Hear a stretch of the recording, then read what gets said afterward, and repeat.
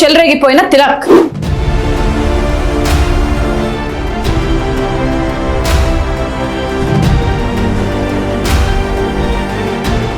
IPL 2026 season లో Mumbai Indians కీలక విజయాన్ని నమోదు చేసింది.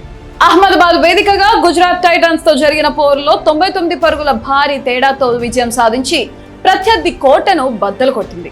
ముఖ్యంగా యువ సంచలనం తిలక్ వర్మ విధ్వంసకర శతకంతో చెలరేగగా captain Hardik Pandya aggressive captaincy జట్టులో కొత్త ఉత్సాహాన్ని నింపింది. ఈ విజయం తర్వాత హార్దిక్ పాండ్యా తిలక్ వర్మకు ఏం చెప్పాడు? అసలు మ్యాచ్ టర్నింగ్ పాయింట్ ఎక్కడుంది? ఇప్పుడు చూద్దాం.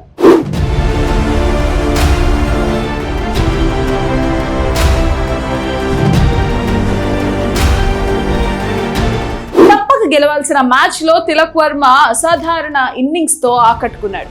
కేవలం 45 బంతుల్లోనే 8 4లు 7 సిక్సర్లతో 101 పరుగులు చేసి అజేయంగా నిలిచాడు.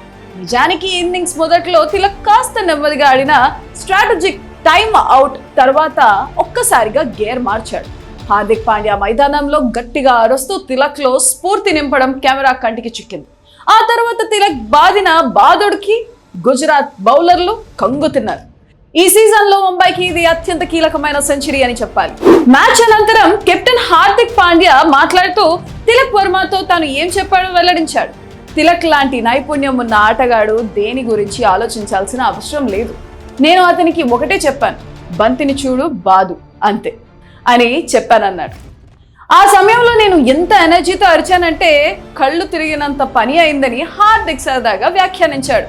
తన మాటలు తిలక్ లో నింపిన కసి మైదానంలో స్పష్టంగా కనిపించిందని, అహ్మదాబాద్ లాంటి మైదానంలో గెలవడం ఎప్పుడు సవాలేనని సంతోషం వ్యక్తం చేశాడు. బ్యాటింగ్ లోనే కాకుండా బౌలింగ్ లోనూ ముంబై ఇండియన్స్ గుజరాత్ ను కట్టడి చేసింది. ముఖ్యంగా స్టార్ పేసర్ జస్ప్రీత్ బుమ్రా ప్రదర్శనపై హార్దిక్ ప్రశంసలు జల్లు కురిపించాడు. బుమ్రా కంటే మెరుగైన బౌలర్ ఈ ప్రపంచంలోనే లేడు అని కొనియాడాడు. బుమ్రా వేసిన యార్కర్లు, స్లోయర్లు బంతులకు గుజరాత్ బ్యాటర్లు సమాధానం చెప్పలేకపోయారు. కీలక వికెట్లు తీసి గుజరాత్ ను తక్కువ స్కోర్కే పరిమితం చేయడంలో బౌలింగ్ విభాగం సమిష్టిగా రాణించింది. ఈ గెలుపుతో ముంబై ఇండియన్స్ పాయింట్ల పట్టికలో తన స్థానాన్ని మరింత మెరుగుపరుచుకుంది. అహ్మదాబాద్ లో గుజరాత్ టైటన్స్ పై సాధించిన ఈ విజయం ముంబై ఇండియన్స్ లో కొత్త నమ్మకాన్ని నింపింది. తిలక్ వర్మ ఫామ్ లోకి రావడం, Bumrah bowling magic, Hardik aggressive captaincy జట్టును మళ్ళీ ట్రాక్ లోకి తెచ్చాయి. మరి ఈ జోరును ముంబై మున్ముందు కూడా కొనసాగిస్తుందా? మీ అభిప్రాయాన్ని కింద కామెంట్ చేయండి.